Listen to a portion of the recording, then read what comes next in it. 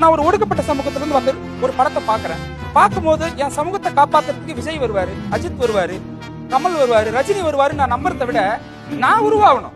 அதுதான் அந்த சினிமா எனக்குள்ள ஒரு இம்பாக்ட் கிரியேட் பண்ணும். நான் உருவாகி அந்த இடத்துல நான் இந்த படம் பார்க்கும்போது என்னால முடியாதா அது அப்படிங்கிற ஒரு இம்பாக்ட் எனக்குள்ள கிரியேட் பண்ணிச்சேன்னா அதுதான் சினிமாவுடைய வெற்றியை. தமிழ் சினிமா அந்த வெற்றியை கொடுக்குதுன்ற எனக்கு கொடுத்திருக்கு. பர்சனலா நான் ஒரு லா ஸ்டூடெண்ட், நான் எனக்கு ஒரு அட்வொகேட் ஆயிருக்கேன்னாக்கா எனக்கு அந்த சோசியல் ரெஸ்பான்சிபிலிட்டி அதிகமா நான் சினிமால இருந்து எடுத்தேன்.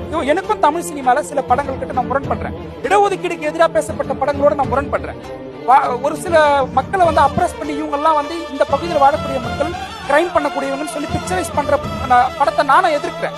அதுல நானும் முரண்படுறேன். தமிழ் சினிமா எல்லாமே சூப்பர் ஹிட் நான் சொல்ல வரேன். பிரதீப், நீங்க சொல்லுங்க. நீங்க சொல்ற விஷயம் ரொம்ப கரெக்ட். ஆக்சுவலி நீங்க சொல்றத வந்து நீங்க 80s 90sல வர படங்களோட வில்லன்களும் ஹீரோக்களும் நீங்க பாத்தீங்கன்னா ஒரு குறிப்பிட்ட சாதியில சேர்ந்தவங்க தானே இருக்காங்க. இந்த மாதிரி ஒரு வெளியாள்ல இருந்து வந்து காப்பாத்துற மாதிரியான பிராமின் ஹீரோஸ் தானே வைக்கிறாங்க. ரொம்ப ஓப்பனா சொல்லணும் அப்படின்னா அவர் சொல்ற பாயிண்ட் அட்மிட் பண்றேன். அதாவது பேச தயங்கின விஷயத்தை டிஸ்கஸ் பண்றது பத்தியா அதுதான் சினிமாவுடைய மகத்துவம். எனக்கு தெரிஞ்ச இந்த டைம்ல இந்த டாபிக் டிஸ்கஷன் அப்படியே ஓவர் டு தர்மராஜ் போலான்னு நினைக்கிறேன்.